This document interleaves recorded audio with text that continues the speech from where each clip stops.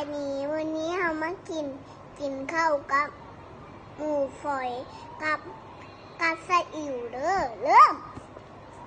ไปกินกันมากันกินนะเป็นไผ่ผู้อยากกินก็เบิ่งกันได้กินเด้อ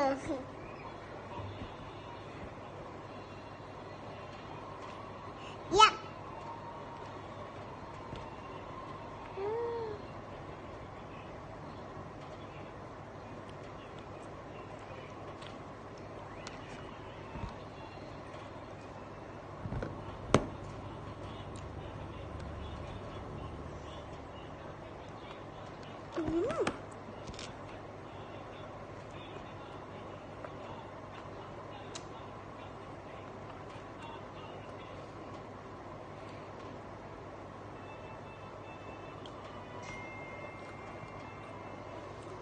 อร่อย